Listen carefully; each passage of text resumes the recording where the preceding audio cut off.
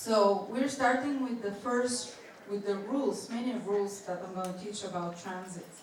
Remember as many of them, and you can apply them to progressions, to solar charts, because transits are your natal chart with another one overlaid on top.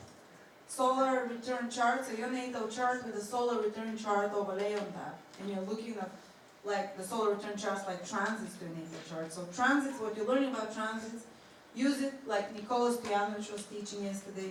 When something in your horoscope repeats by an aspect in the solar return chart, very important. It's going to manifest that year. So if there is an existing natal connection between planets, say you have Saturn square Venus, and if it repeats by transit, or even just in the sky, so both ways, something important can happen, can manifest the potential of this aspect. Let's say you have Saturn square Venus in the natal chart, and the lesser one is when Saturn and Venus in the sky, one of your planets, they also repeat a difficult aspect, conjunction, square, opposition. You can maybe, for that day, feel more intensely that Venus-Saturn square, something can manifest there to remind you that you have this. But the really important thing is going to happen when in your transit, so transiting Saturn comes to square or oppose your Venus, or conjunct it. It's going to trigger this already existing connection, especially the same aspect will be very strong. If it's a square, it repeats again as a square. But any kind of aspect, especially the hard ones, conjunction, opposition, it will become some important events connected to your aspect. Saturn, Venus. Remember, Saturn, Venus can, if you remember what each planet means, it can be some financial restriction or having to, if it's like Saturn square Venus that happens by transit, you'd have to mobilize yourself to do some with finances, some streamlining, some systemizing, some organizing with your resources, some restriction. But this is very important, and we're going to demonstrate it. And just quickly to tell you, when a transit happens, which does not exist in the horoscope, so you have, say, you don't have Saturn square Venus, but Saturn is currently squaring your Venus by transit, then it will still bring something of the nature of Saturn square Venus, but it will not be felt with the same power. It won't feel like a fated event. It won't feel, you're just learning a lesson for a temporary time, for a year maybe, that transit is long. It's not a life lesson that repeats and that is, because when a transit aspect exists in your horoscope, you constantly live with it. And every time a planet activates it, especially if the same planet triggers it, that triggers the planet, like the natal planet, or one of the two natal planets, and it repeats again, then you really, this is like embedded, it's fated, you have to go through that. And you can't escape for it, you can't put it under the carpet, you have to work with it. And it impacts you very strongly because it presses a button, something that really hurts or something that's really wonderful that you have. Say you have Venus trine Jupiter in the natal horoscope.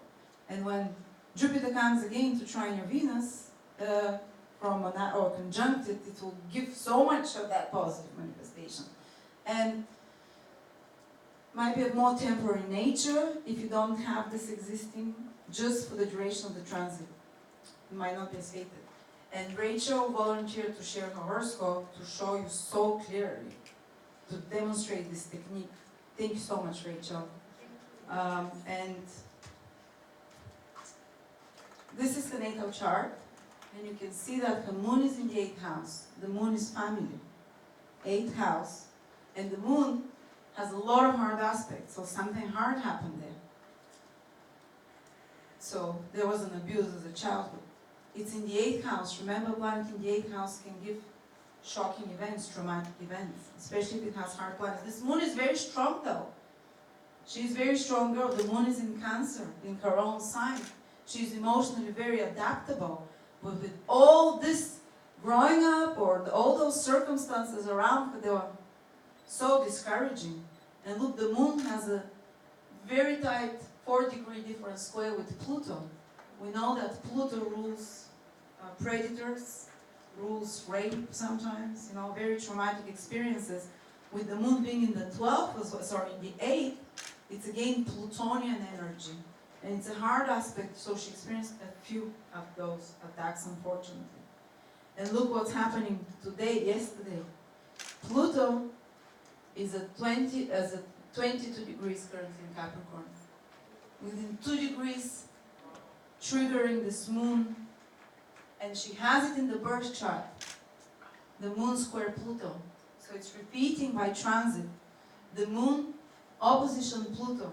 It's been happening it started from this year, but it's going to bring up the same traumatic themes, and they feel as fated. They're much more impactful than if she never had Pluto square the moon. But she has Pluto square the moon, and Mars is on top of her moon. And Mars doesn't make a hard aspect in her chart, but it triggered it this day because Mars passed on top of her moon. Because we'll speak after that about other rules when another planet gets involved, especially Pluto, Neptune, Uranus transit, they're so long, 1 year, 2 years. When exactly is it going to hit you? You don't know. You look at the faster moving planets when they trigger the natal planet as well, and the difficult transit. So what happened is, yes, Mars is within 1 or 2 degrees, 23, 22, it was yesterday, within 2 degrees of the moon, exactly opposing Pluto, repeating aspect with the birth chart, and an attack of sexual nature happens that brings up topics from the past. And Pluto's transits are very much about, they take our power when we're younger, when we're not experienced. We feel victims, we get victimized when we have difficult Pluto influences in the birth chart. And when they repeat later on, when you're older, after that, when the same aspect repeats, Pluto will again try to victimize you, but this time to take your power back. So we're going to take our power back. We're going to help you, Rachel. We're going to sign this. And hopefully we're going to give this guy out. Thank you for volunteering your chart. This is a powerful example of repeat. So may I say something? So this is a high time for psychotherapy. Because yes, that would be just very, very proper time to just get rid of that, to transform, yes, to let it go, to understand, and to sort of quit with that repeating pattern. Exactly, because Pluto is the colon, rules the colon to excrete. Yeah. And psychotherapy is ruled by Pluto as well, so cleansing, I've done lots of psychotherapy sessions with victims of childhood sexual abuse. And yes, they grow very fast in psychotherapy and become psychotherapists themselves, and very powerful ones, and very inspired fighters for the women's and children's rights. So that moment should be used, especially now. And by the way, Rachel is a healer. Can you bring back the chart, Mother? Yeah. She's a healer, she's a Reiki healer. Moon in Cancer is a healer, first of all. Moon in the 8th house.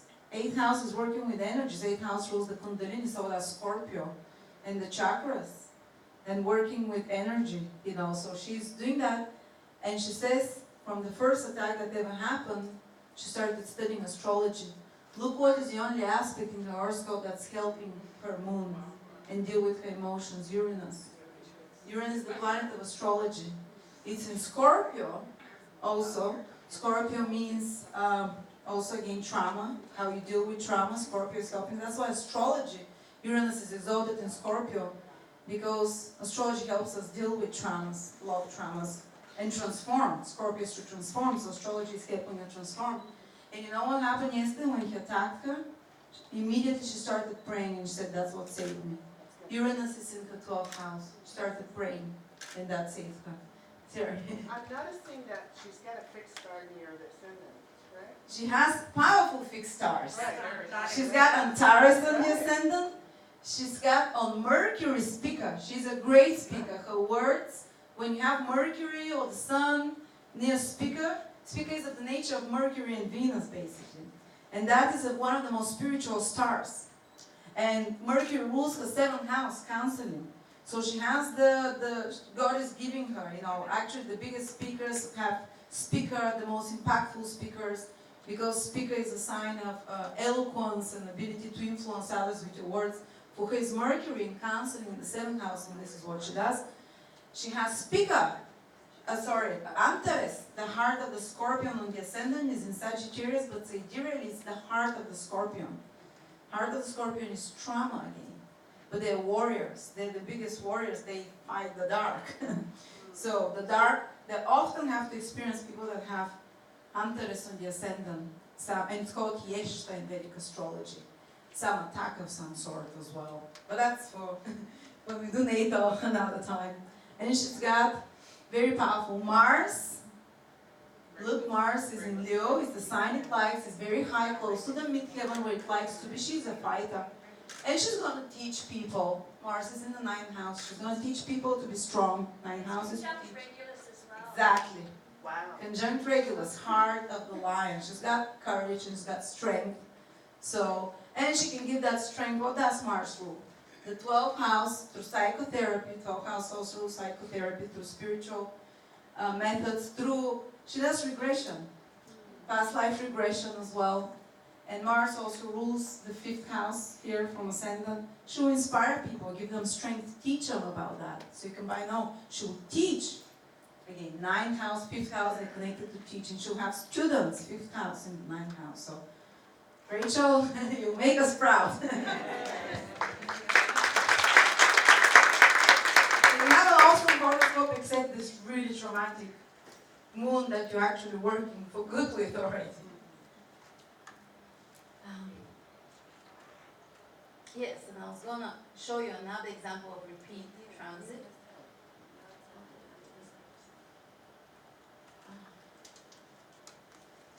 Here it is, a repeat transit aspect.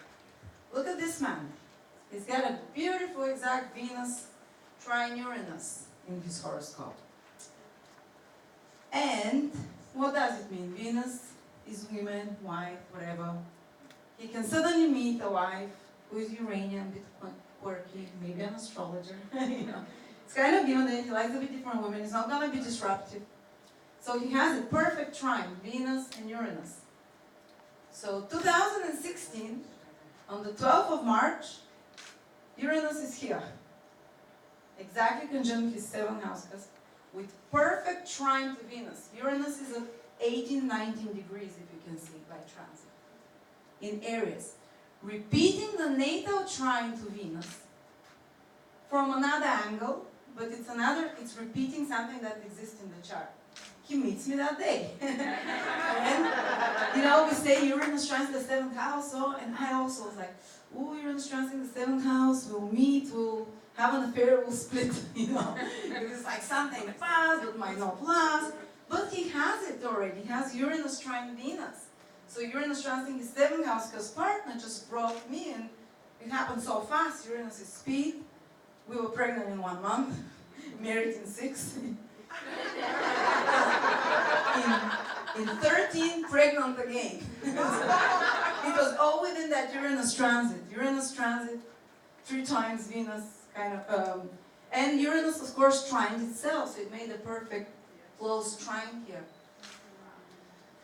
When Uranus comes to Taurus and squares his Venus, okay, I hope we're not going to divorce then, because he has Uranus trine Venus in the natal chart.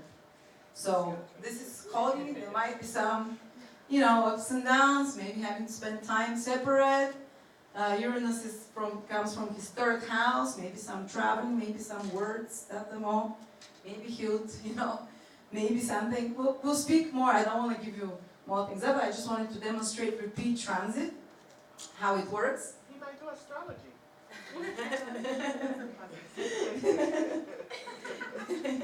I'd love him to. He was thinking more like he wants to be a sex teacher, tantra teacher, ruler of the 10th in the 8th, and I said, go for it. So next time you'll be on his. But it has to be healing tantra, it's the moon, you know. Tactile touching in Taurus to teach us how to touch, maybe you should teach men, not women.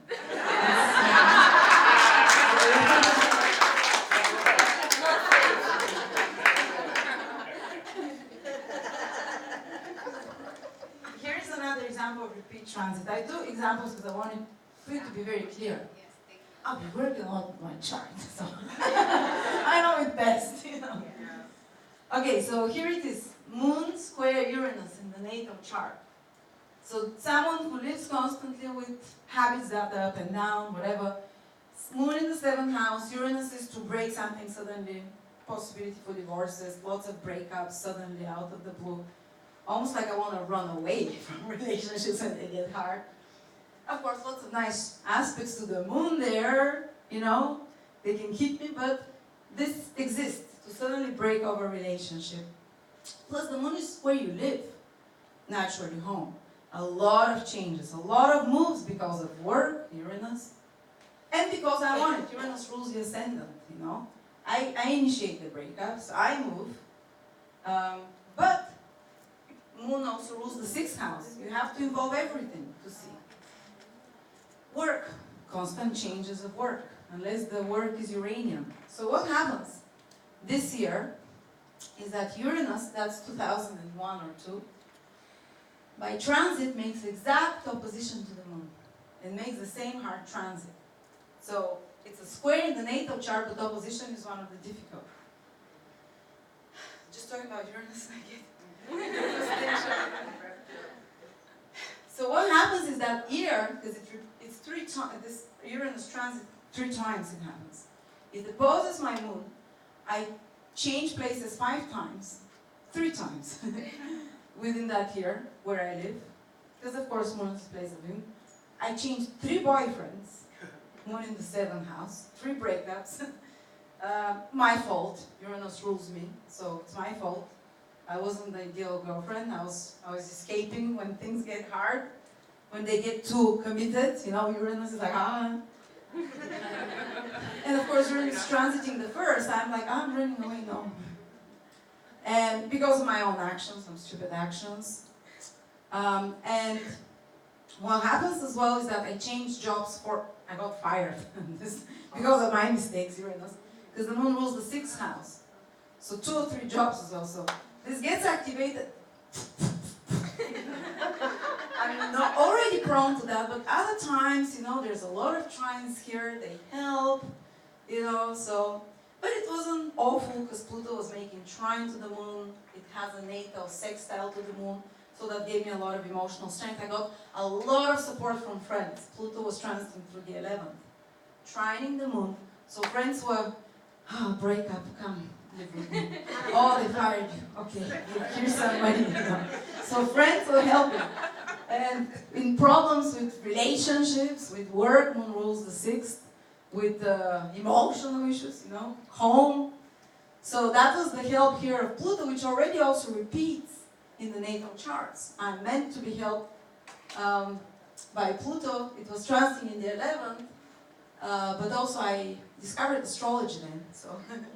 It's maybe the Uranus triggered it.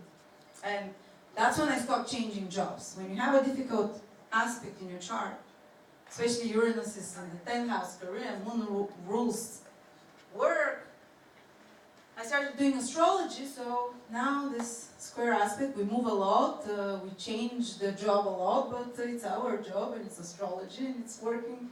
You can work through a difficult aspect, you know, and you can make it manifest much better. And here it is, another time. A few years later, Uranus makes now what, I love what Victor says, an upgrade. In the natal chart, Uranus is square the moon. But this year, when I meet my husband, Uranus is right trine the moon. Uranus is at 23 degrees here, on top of the sun, trine the moon. So something of a much easier and nicer nature is going to manifest. So we have a hard aspect already, but this one repeats as good. To trigger, again, the square. The square is in your natal chart, it's there. Some big changes, some big surprises out of the blue. But because it was a trine, I was so happy. It brought a divorce and everything, change of place of living, all the same. Change of the whole work, change of where I lived, change of relationship, but it brought a marriage as well within the same transit. So the trine always upgrade, brings something good, even though it still activates the other topics. Sorry. Okay, knowing that Uranus always brings unexpected, we can't really always predict it. If it's a positive aspect chart, should it be a positive benefit when it has a positive transit or makes a conjunction, or is it? Usually it's a change, it's again unexpected, but you can see, where is Uranus in your natal chart? You look and say, okay, something with, you have to include the house I'll speak about. But when it's positive in your natal chart and repeats as positive, like in his example, fantastic, Yes, changes happen, but you integrate them, they flow, they feel like opportunities. Well, when I was having this, I felt like I was a bit cursed, but it was amazing for me. That's what I needed, then. And that's when I discovered astrology. It again led me to good things, even with hard aspects. It will lead you to good things, but you feel like, in a hard way, you're like, I'm not ready for that. Oh, that sucks, where is it taking me? And that's when I discovered astrology, because I got laid off so many times, changed so many things, I'm like, and Uranus brought that. But if you have a hard aspect and it repeats by transit, it's trying to show you, to teach you the lessons of, and we'll see after that we'll have to use everything. We'll have to use the house the planet is in that's being transited, the house that it rules. What house is the planet that's transiting in your natal chart? What house it is transiting from? And what house it rules? So it becomes a mind boggle, and you can sit on one transit, or it can be a progression, or solar return transit to a natal chart. You can take one and sit and meditate for an hour and come up with so many variables. And when you look at your life, you'll see that a lot of those things are actually happening. Which one exactly? It's a bit hard. So, I can't see. Is your square applying or separating? the one in the natal chart, Yes. it's applying. Applying. Yeah. Because in Hellenistic astrology, when you're going to apply in any aspect, basically that's talking about the future. Yes. And when you've got separated, that's talking about the past. So basically, even if you have a trine going on in your transits, you might feel it hard at the beginning, but then after it's like a relief. Uh-huh. And then you feel that this was just so necessary, it had to happen. So, because basically you leave that transit in the past. So it's like healing when it's yes, a separation. Exactly. So Also usually you have, when it hits your natal planet and then leaves, you start feeling a relief. If it's an applied one. okay. So when it's, If it's a separating one, that would mean that you are bringing something for a long time with you, and probably that hurts a lot more because you should have done that step already. oh, that's awesome. Okay, that's another insight. Did you understand it? No, say it again. Not quite.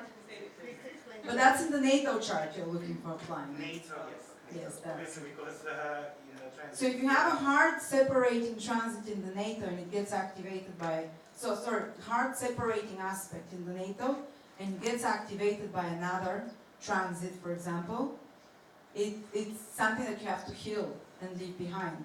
Yes. When it's applying and it gets activated, it's something that has to happen that's new. This is awesome. Okay.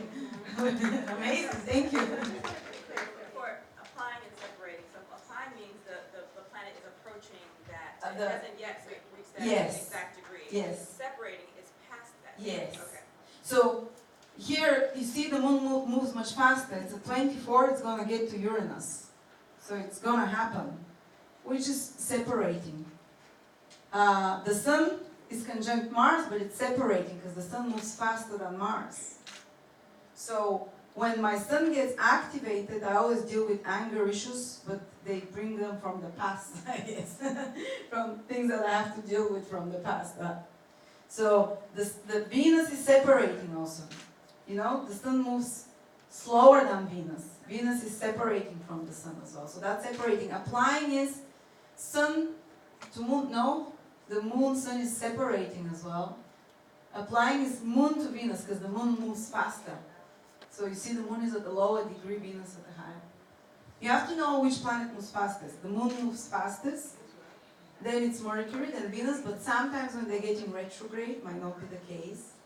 They might not complete a conjunction or opposition. And of course, Saturn, Jupiter, they move the slowest. Okay. There is another rule, the 3-time rule for transits. A transit is strongest when it repeats 3 times. Some transits repeat 5 times. I think Pluto can do that. the hardest lessons to learn, but usually the 3 hits sometimes, not always. But the really important transits are when they complete fully 3 times. So if, for example, you might be having Saturn opposition your Sun, but it happens just once, you're gonna kind of get through the, what's that called, through the drops a little bit. Yeah, for a bit while it's there, there will be some challenges. But when it's 3 times, like a whole year in transit. And first time is the direct transit. So say your moon is at 5 degrees Scorpio, and Uranus is about, or 6 degrees Scorpio, Uranus is about to oppose it now by transit. The first time comes, the first usually some new circumstance happens, you know, something new appears, new situation, person, challenge, opportunity, or something that is good or difficult transit. Something starts appearing, you know. Second is when the planet transiting moves, then stops, starts turning back and moving backwards. So the second time it passes, you can see it like a change of direction is happening before it passes actually, when the transiting planet starts changing direction. But something from the past can return during retrograde planet over the moon. Or what first happened can come back to your attention, to think about it, to integrate it, to implement it, to reevaluate it. As you know, Venus retrograde, we reevaluate more.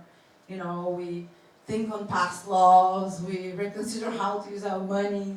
The really hard work is usually when the planet that's transiting starts turning retrograde till it starts turning direct. This is like and actually it doesn't even have to hit the planet exactly when you start feeling it. We'll speak about that in a bit. But second time, the universe gives us a second chance so we can integrate it, internalize it. Retrograde is to internalize something, to make it your own, to feel it deeply, to think about it, depending on the nature of the transiting planet and the natal planet. So it gives you a chance to fix it maybe, you made some mistakes, to make it more shit as well, you know, to absorb it, having to make 3 times more efforts. You'll notice that during retrograde planets, if you want to get a result, you have to try 3 times more, harder. This kind of things move slower in regards to the planet that's being transited, you know, but you're doing the hard work, you're doing even with Jupiter, when Jupiter is transiting 3 times, say an opportunity comes, or something to study, or something to heal, and then when it goes retrograde, you might feel like this opportunity is weakening, or that it comes that you have to do the hard work now to manifest, to prepare for this opportunity. Things go slow down usually take longer. It's the apprentice stage, I call it, the retrograde motion, when it hits your planet the second time. But the whole period of retrogression might be 6 months, might be 2 months for Venus or something, Mars 3 months. Implanting the lessons deeper, to correct it, to improve it, to master it. Sometimes I've seen like people start some course, and for example, Saturn is opposing them, Mercury goes retrograde, and they have to learn some skill, Mercury some skill, and it's really a hard time when they don't know it by heart, it's not integrated, so this is when they have to repeat over and over that skill till they master it. And then when the third planet, the third hit comes, there's the culmination and you kind of mastered it. After the third hit, you don't have to think about that anymore. You've implanted it, you know. So fully learned lesson, for most of us there is never a fully learned lesson, a better learned lesson.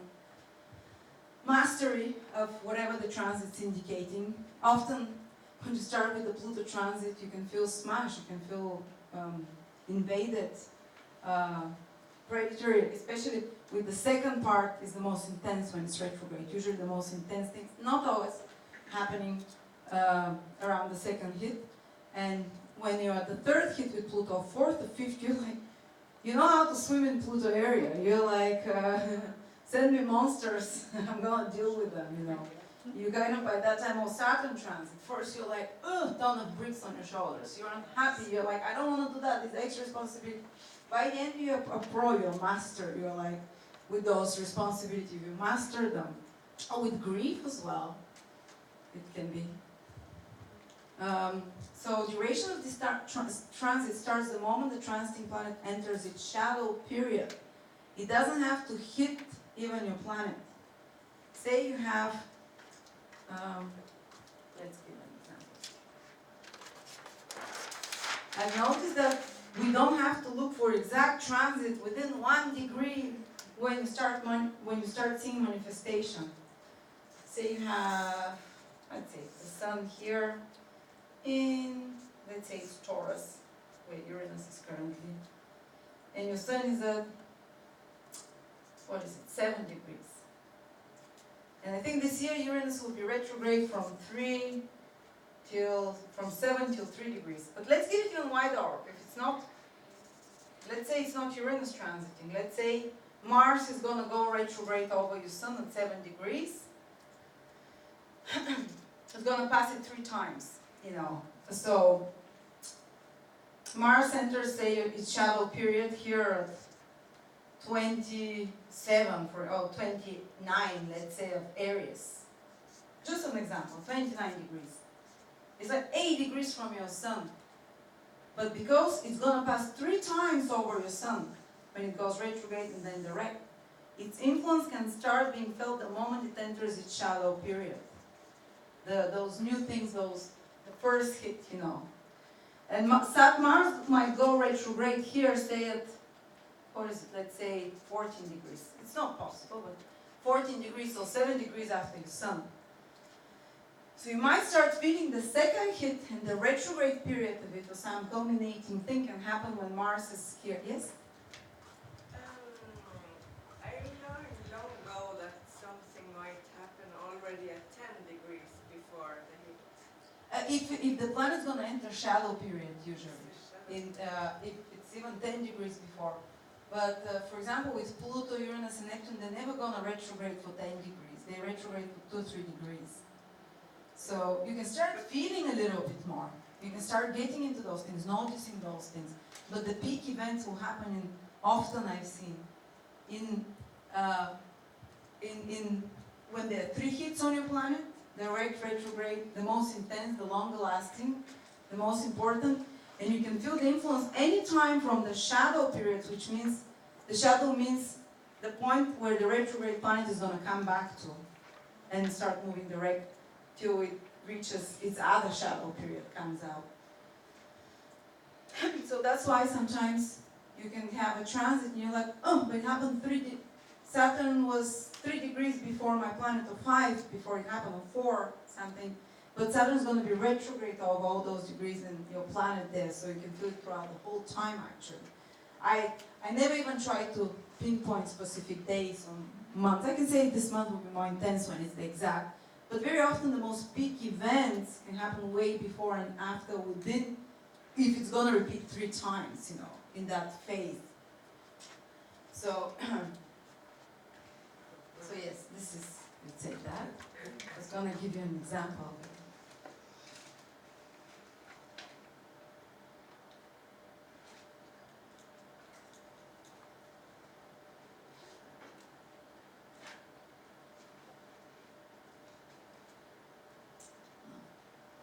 3-time transit.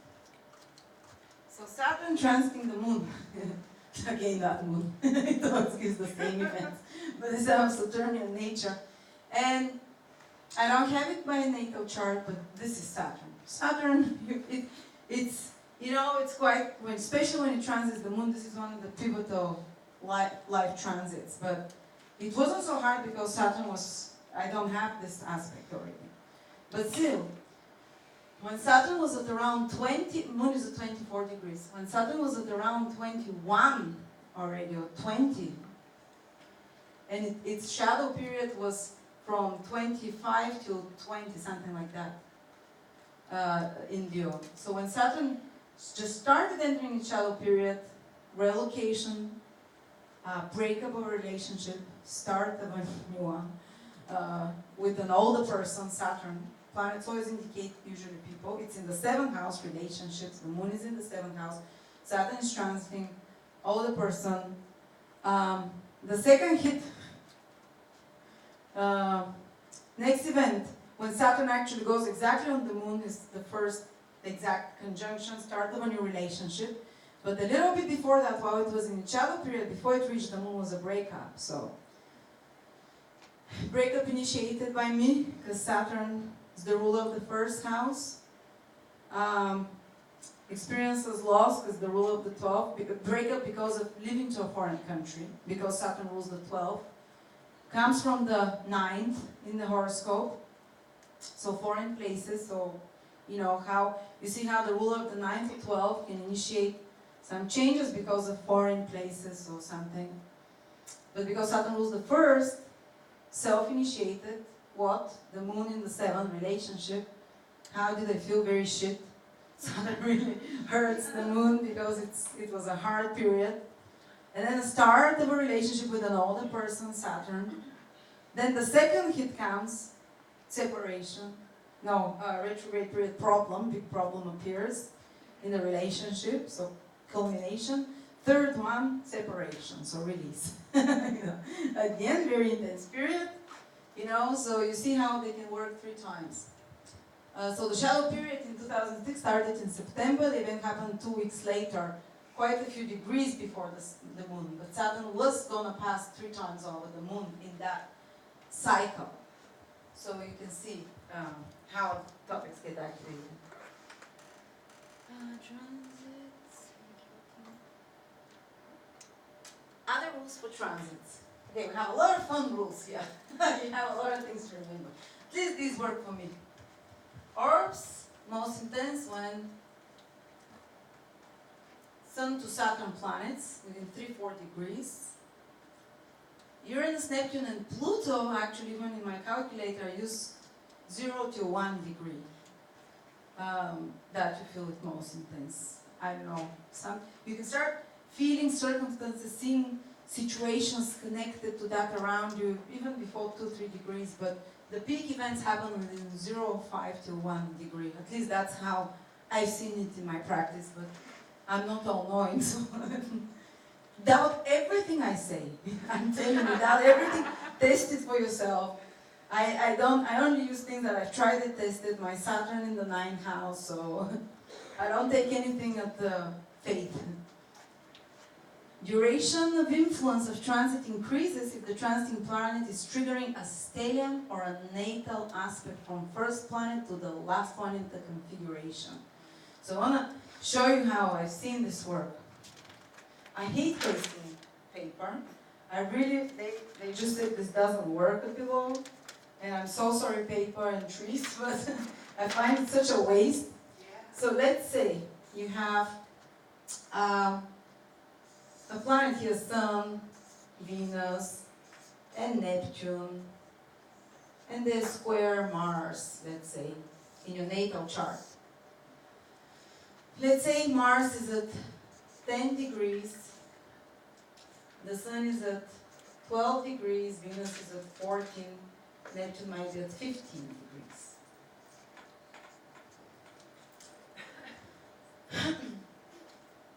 So let's say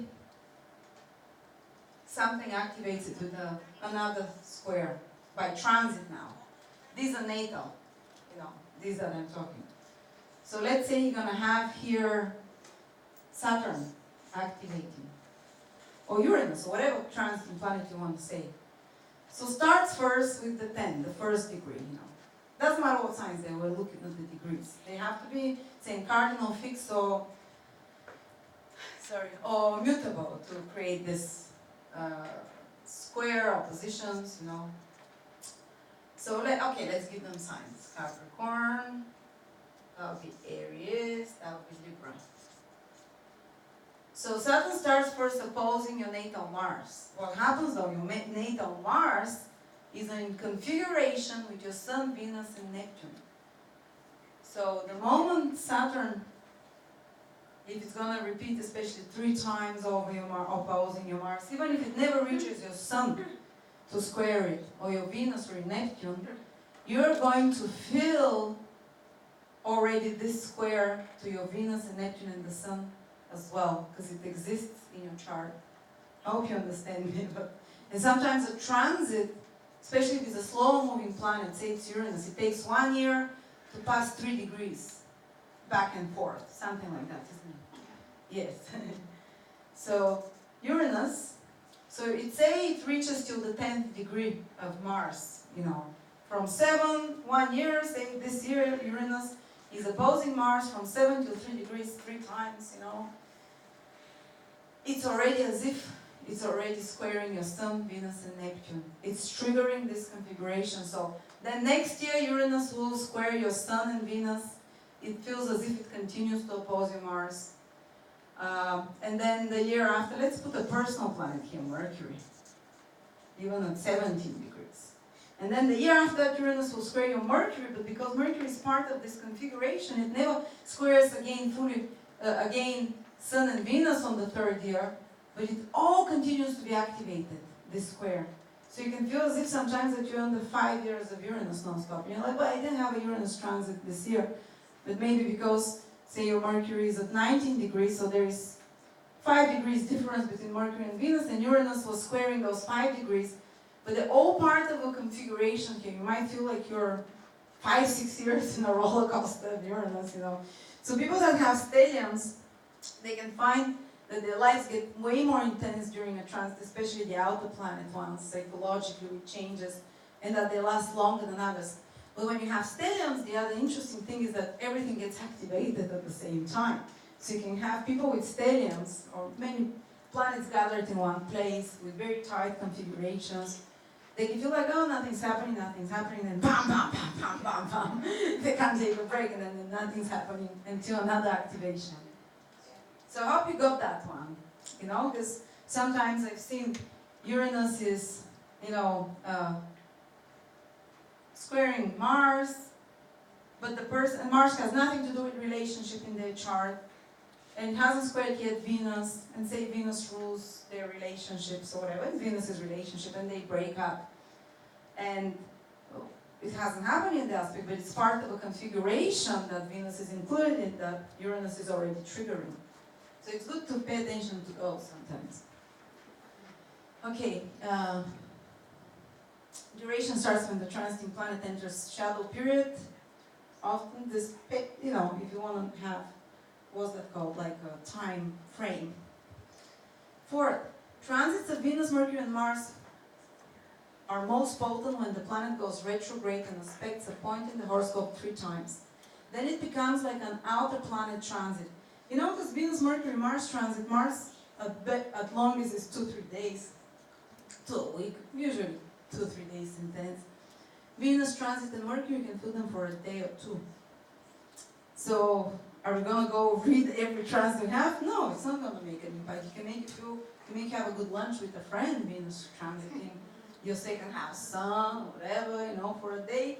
But it's not going to be life-changing, it's not going to be something memorable. It's on a day-to-day basis. It's fun to check your transits like that of the smaller, this transiting planets, Venus, Mercury, Mars, you know, and Mars you'll feel them. If you know, if you want to know when not to blow off and create problems, when you're going to have a Mars transit, you're going to overreact. But if Mars is moving directly, and if there is not another big transit like Pluto and Uranus that Mars is activating, we'll speak about that, then often even if you create a problem, it's cleared within a day or 2. But if you know that Mars is going to go retrograde over those planets, so already on the first hit of your planet when it's direct, really be careful what you do, because you're going to get yourself in a mess or a fight with someone maybe for 7 months. Because Mars goes retrograde, the whole period of Mars from beginning to end. With the shadow, the retrograde and direct is about 7 months. With Venus is what, 3 months? Thank you, Marina. So with Venus, usually we don't care. Oh, Venus transiting my Sun or my Mercury today, he'll probably call me, you know. But if Venus is going to go 3 times over your planet, which means it will get retrograde. Start watching already when it enters shadow period before it even transits your planet, because then Venus for around 3 months will influence that planet is transiting and aspecting, and it becomes almost like an outer planet transit. Becomes, you know, With Mars is 7 months, almost as long as a 3-time repeat Saturn transit. So Mars retrograde periods to be really watched for martial things, for operations, for surgeries, for sorry? Sex. Yeah, for all kind of Mars things. We'll speak after that what planet wants, yeah, in each. Sorry, getting out of breath. She needs water. Take her water.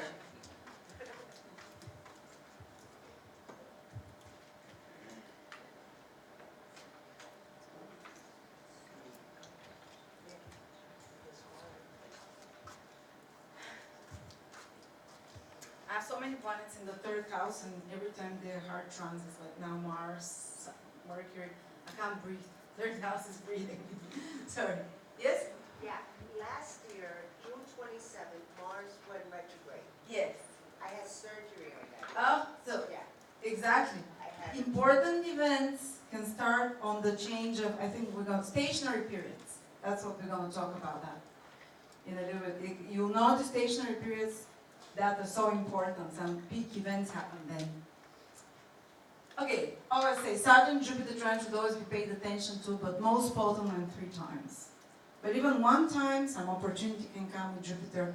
If it doesn't repeat, you might not be able to fully implant it, you know.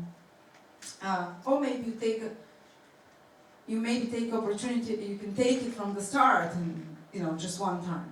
With Saturn, again, maybe it's sometimes easy if it doesn't repeat 3 times, but you can also create something more stable, streamlined, downsize something. But Saturn and Jupiter, it's enough even to watch their transits through houses. It's fantastic because it's the easiest type of astrology. It's the one we do on YouTube, you know, yearly and stuff.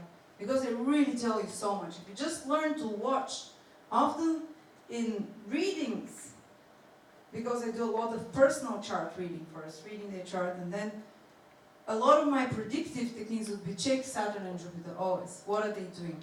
Because these are the things that you're really working on. Saturn is showing you whatever house is transiting from your ascendant and from the sun as well. I'll speak about that in a bit. It's all showing you somewhere where things get more complicated and you have to simplify them. Where there's more responsibilities that come and you have to work through those complexities, simplify them, learn to master it, and after that it's a smooth sail when Saturn comes out of this house. You have a much more ordered area of life there. Much more practical, much more trimmed of unnecessary heavy burden that was slowing you down, that were giving you too many things, you know. So Saturn can do great jobs, you know, if we use it right. And you can, just checking where your Saturn and Uranus and Jupiter are, and Jupiter is where we're given opportunities to grow, to heal, you know. We all know that. Stationary periods of transiting planets. Stationary is when it moves forwards and it looks as if it's stopped in the sky and starts. So here, every planet has a different stationary length. Some are 5 days, some are 1 or 2 days, like Mercury. Some are 10 days. I don't have numbers exactly, but you notice that the planet is stopped and it's not moving. You notice in the ephemerides it sits on the same degree, sometimes for a month almost. So around that time, but they usually give 1 day that it becomes stationary. So watch that day in the ephemerides or when astrology says, you know, on YouTube, when this planet is going stationary or this planet is going direct. Stationary retrograde means it's stationed to turn back, or stationary direct, when it's been moving backwards for a long time, then it slows down and stops before it starts moving direct. So then the planet becomes almost like it gets gravitas, it gets heaviness. It's almost like it stops. It's been walking through the cement, and when you stop walk, you sink, your weight is felt more. So you make more of an impact. So when a planet becomes stationary, it creates more of an impact there. They say it becomes 2-3 times more powerful. And even if it's away from a planet by aspect, 3-4 degrees or something,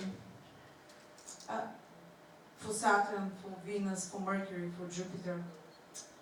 This is when some important event connected to that planet in your horoscope and the planet transiting can happen. So I'm now giving you techniques. I just remember them all when you're checking. I know it's a lot. I know it might feel overwhelming, but once you learn them, you watch out for those stationary planets. Even if the natal planet is a few degrees from the stationary planet. Transits to planet in good cosmic state give better results, even if the transit is a difficult aspect and planet. So we have a good Jupiter. Jupiter in Cancer, conjunct Mars, a friend with a few good aspects. There might be a lot of hard transits to this Jupiter, but you do the best with it, because you're already naturally inclined to do the wisest thing with this Jupiter or with this Mars.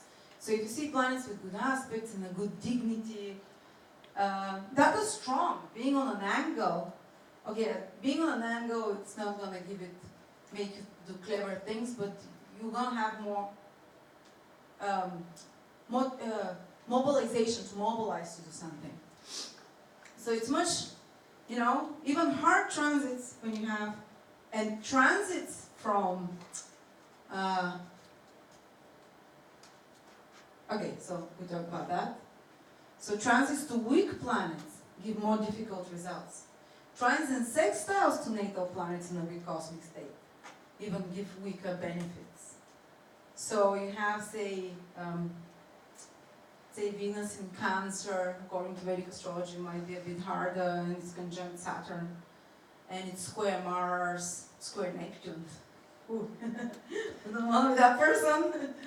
And they're gonna have a trine from Jupiter in Scorpio. Yes, it's gonna give them some relief, but it's going to manifest something. It's gonna manifest the love of their life, maybe, or whatever Venus rules in their horoscope. Maybe temporary, but such a difficult planet in a difficult state will give a bit less, a lot less, than a much better planet, in a better cosmic state. It will teach you lessons about that as well. Transits from benefics, which are weak or in hard aspects in the natal chart, give less of a benefit. So first of all, you look at the condition of the natal planet that's being transited. Does it have good aspects? Is it in a sign it's friendly with? Does it have aspects from friends? Is it help? Then it will be, the better will be better, the difficult will be less difficult, because you're capable of coping. But then you have to look at the state of the transiting planet. The state of it in your natal chart. So if the transiting planet is Saturn, is your Saturn really difficult in your natal chart, or is it easy? Easier. So if your Saturn is exalted in Libra, for example, or strong in Aquarius, or strong in the signs it likes, like Gemini, Saturn is conjunct Jupiter, for example, help. Or with a friend, receives an aspect for a friend, who has very good aspects in your horoscopes, in your natal horoscope. Then even the hardest transits from Saturn, transiting Saturn, because your natal Saturn is so good, you know how to work with those Saturnian energy in a good way. You always do the best of it. So even the hard transits from transiting Mars, even if Mars is in a difficult cosmic state currently when it's transiting, but if it's good in your natal chart, you do something good with it. You'll be able to turn the difficulties, the obstacles of a difficult aspect, but from a even difficult aspect from a planet in a good cosmic state to your advantage in a good way somehow. It's going to be hard, but you can get very good results. So don't be afraid from hard transit, especially the planet that's transiting has a good state in your horoscope. Or the planet that's being transited is strong in your horoscope. Then it knows how to deal with those,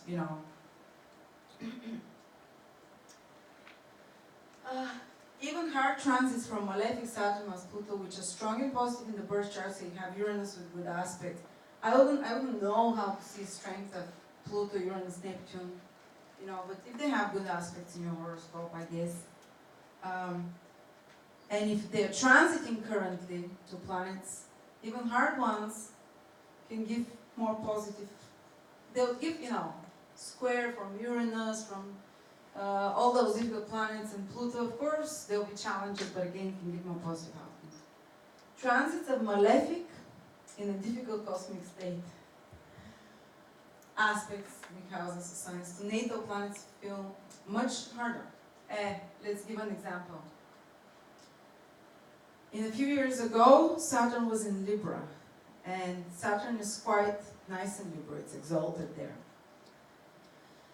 And a lot of people were having difficulties, Capricorn, Aries, Libras, tough things, but because Saturn was in a good cosmic state while transiting in its sign of dignity, a lot of people were able, with those tough things, to do very constructive things, what Saturn wanted. And of course, some did much better if they have good Saturn in their natal chart or the transit planet is strong.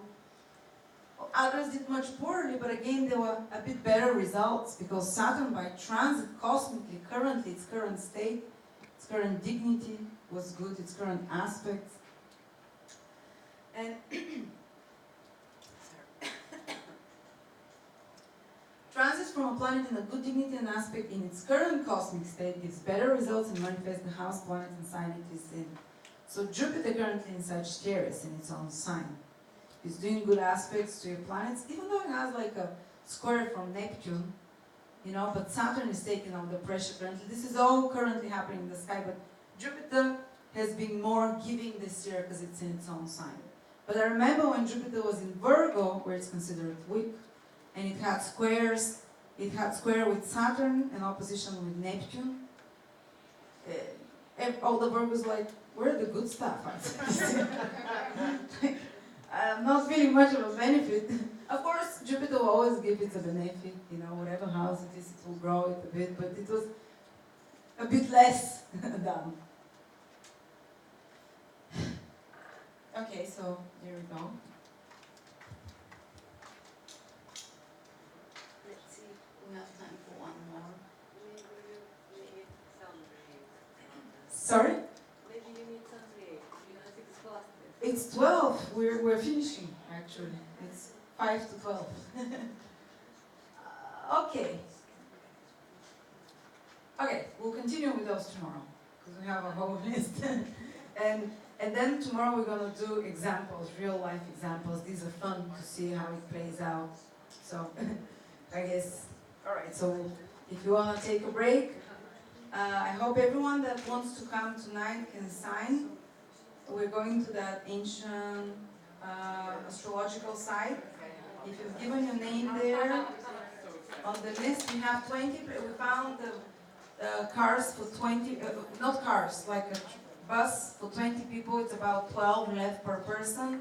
It's a 40-minute drive from here, and 40 minutes, 40. So it's a bit of a drive. We're going to be in the forest. It's kind of wild there. We're going to wear white dresses. Yes? Do we need to wear like boots to hide? Sorry? Do we need to wear like titties or boots to hide? Or It's good if you're a bit protected, your feet.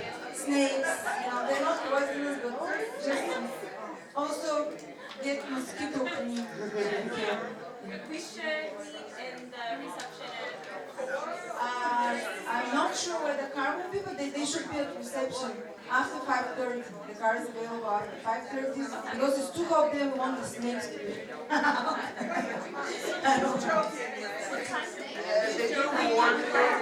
After